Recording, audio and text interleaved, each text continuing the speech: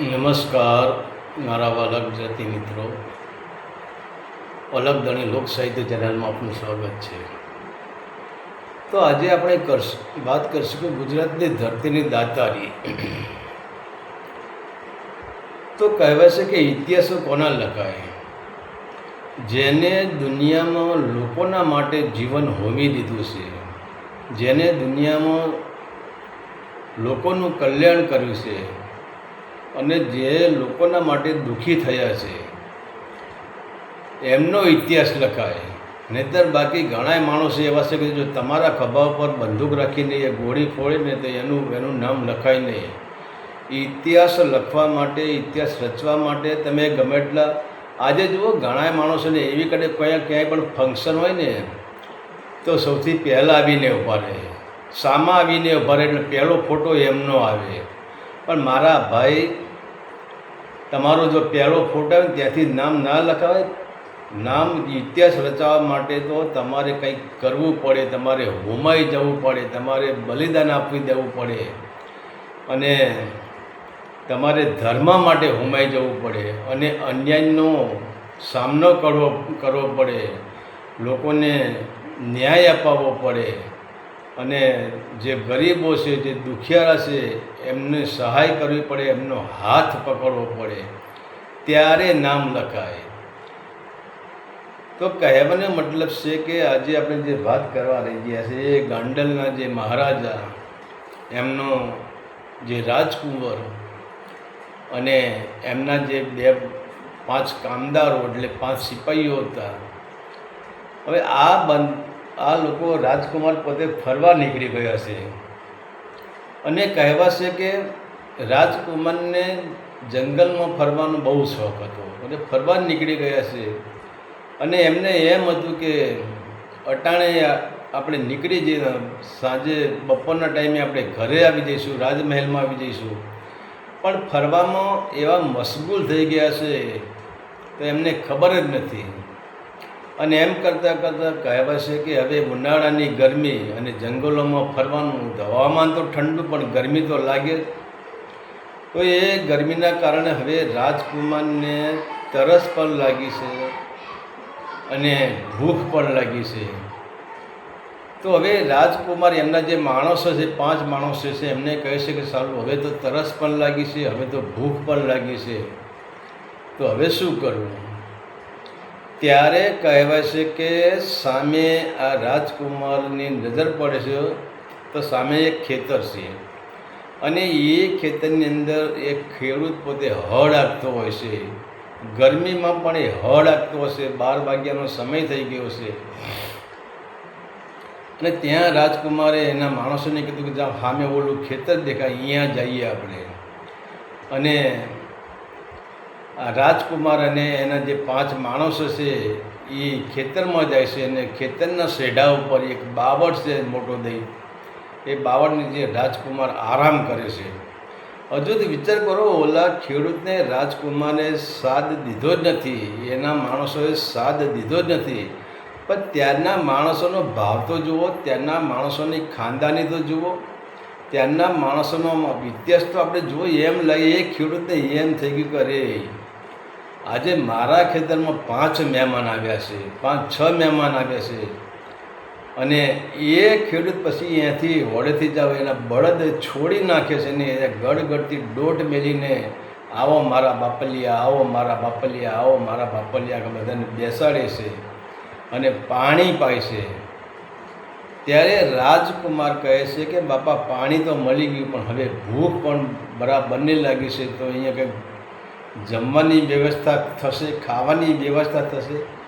ત્યારે ખેડૂત કે હો મારા બાપલિયા, તમે આ શું બોલ્યા? તમે મારા આંગણે અટાણે પધાર્યા છો અને હું તમારા માટે વ્યવસ્થા ન કરું? પણ એ ખેડૂત કહે છે કે તમે કે સુખી ઘરના માણસો દેખાવશો, તો અમારી ઘરે સુખી ઘર ખાવા એવા પકવાન નહીં, પણ અમારા ઘરે જે હોય અમે તમને બનાવી દઈએ. તો રાજકુમાર કે બાપા, જે બનાવું તમે બનાવો, પણ અમને બધાને ભૂખ લાગી છે. અને ત્યારે પછી કહેવાય છે કે એ ખેડૂત છે પોતાની પત્ની જે બાજુના ખેતરમાં અહીંયા બોલાવી લાવે છે અને કે હાલ આપણા ઘીરે મહેમાન પધાર્યા છે.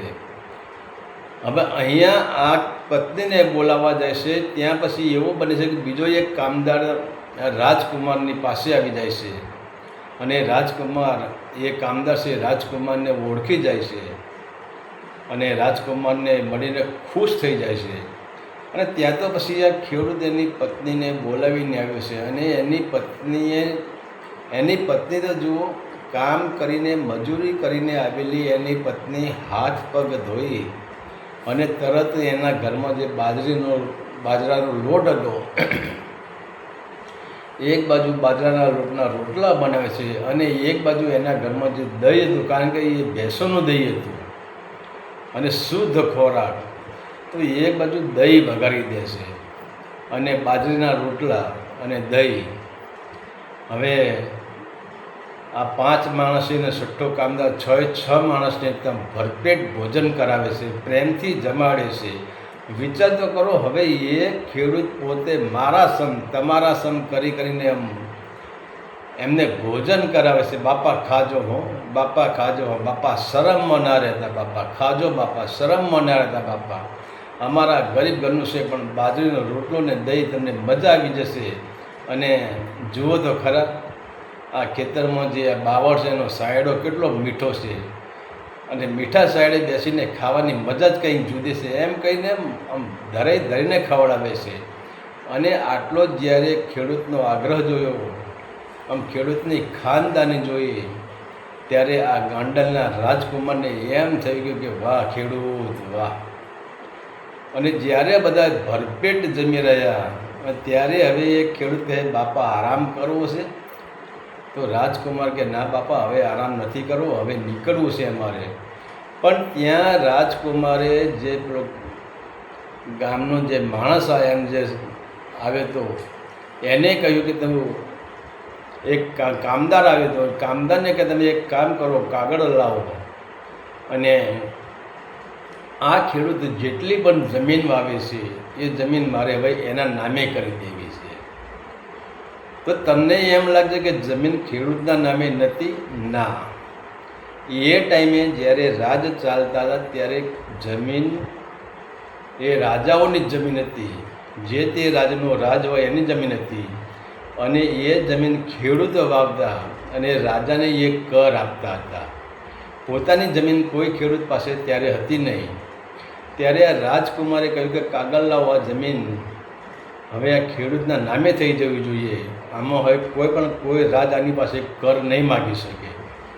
અને ત્યારે પછી કાગળ આપીને કાગળમાં રાજકુમારે લખી દીધું કે આજથી હું ગાંડલ મહારાજાનો રાજકુમાર હું લખી આપું છું કે આ જમીન એ ખેડૂતના નામે થઈ જવી જોઈએ અને આમાંથી હવે રાજનો કોઈ લાગ ભાગ કે હિસ્સો નથી, રાજ આમાંથી કર નહીં માગી શકે.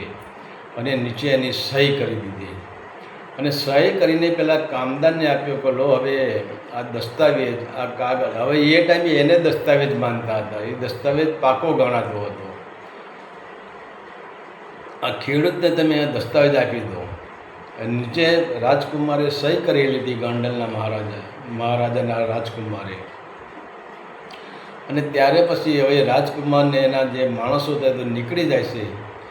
પણ જે હવે આ જે કામદાર હતો એ કાગળ લઈને ઓલા ખેડૂત પાસે જાય છે અને કહે છે કે લો, ખેડૂતને કહે છે લો આ કાગળિયો અને આની કઢી બનાવીને ખાજો. એટલે ખેડૂત કહે કેમ ભાઈ તમે આમ બોલો છો, કઢી બનાવીને ખાજો ને આ કાગળ શું છે?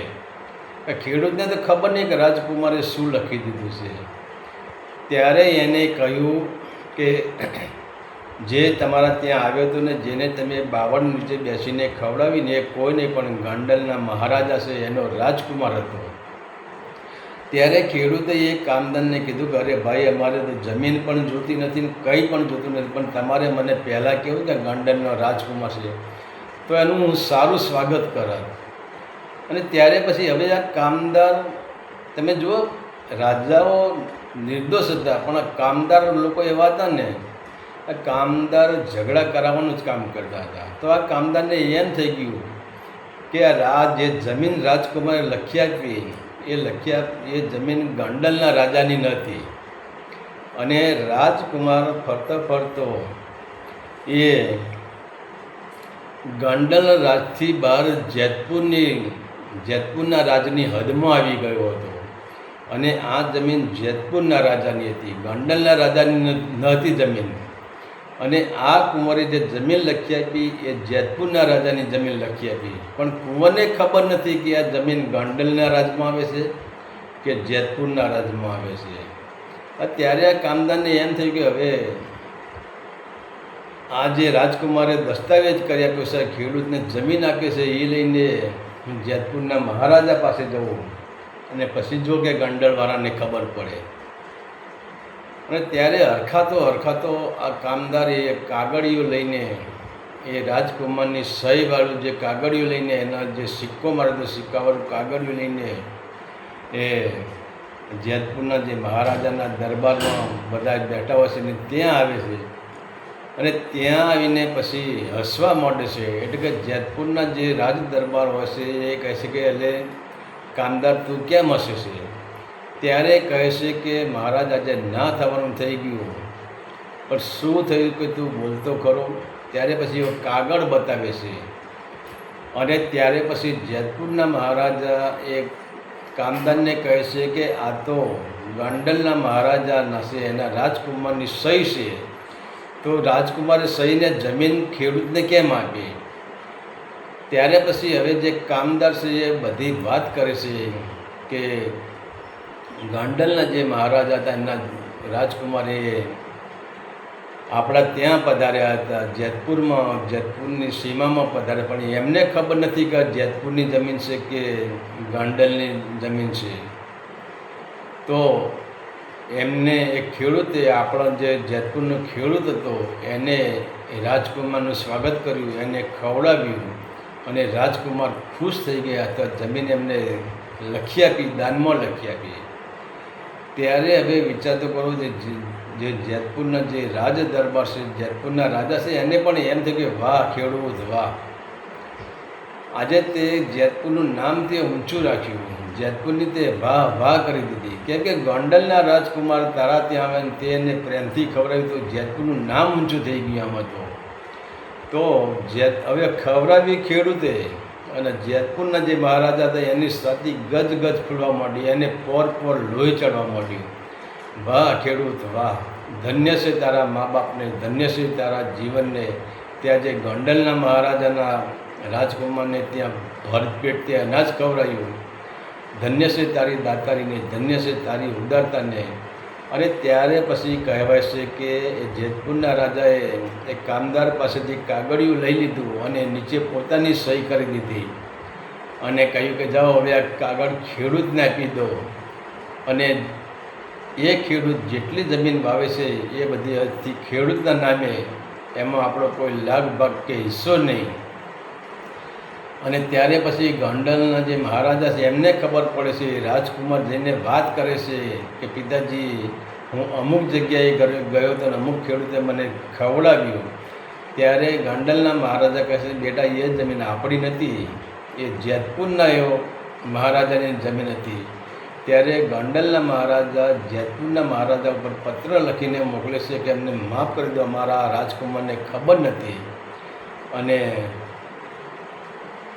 અમારા રાજકુમારે ખેડૂતને જમીન લખી દીધી છે, તો અમે તમને બીજી એટલી જમીન આપવા તૈયાર છીએ. ત્યારે જેતપુરના મહારાજા પછી ફરી કાગળ મોકલે છે, ચિઠ્ઠી મોકલે છે અને કહે છે ગોંડલના મહારાજાને કે મહારાજા મારે જમીન નથી જોઈતી, પણ મને તમારો જે રાજકુમાર છે એ કેટલો દાતાર છે, કેટલો ઉદાર છે, એનો ભાવ કેવો છે. આ તો ઠીક છે મારી જમીન હતી અને એને લખી આપી, પણ તમારી જમીન હોત તો પણ એ લખી આપો તો મને એની ઉદારતા ઉપર ગર્વ છે, એની દાતારી ઉપર ગર્વ છે, એની ખાનદાની ઉપર ગર્વ છે. તો મારે જમીન જોઈતી નથી.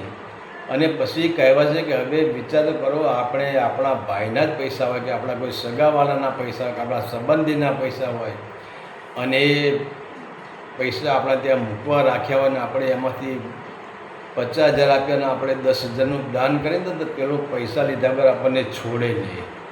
અને ઉપરથી આપણા બધા સંબંધો બગાડે, આપણે સાથે બોલવાનું બંધ કરી દે, આપણા બધા વ્યવહાર કાપી નાખે અને આખા જગતમાં વાતો કરે કે મેં એને 50,000 મૂકવા આપ્યા હતા, એમાં 10,000નું દાન કરી દીધું. તો પહેલાંની ખાનદાની તો જુઓ, એક વીઘો નહીં પણ ત્યારે કહેવાશે કે 20 વીઘા જમીન લખી આપી હતી, અને એ પણ ગોંડલના મહારાજાના રાજકુમારે બીજાની જમીન લખી આપી હતી, જેતપુરના રાજાની જમીન લખી આપી હતી. એમ છતાં પણ જેતપુરના રાજાએ અને ગોંડલના રાજા બંને મિત્રો થઈ ગયા. તો કેવી ખાનદાની હશે!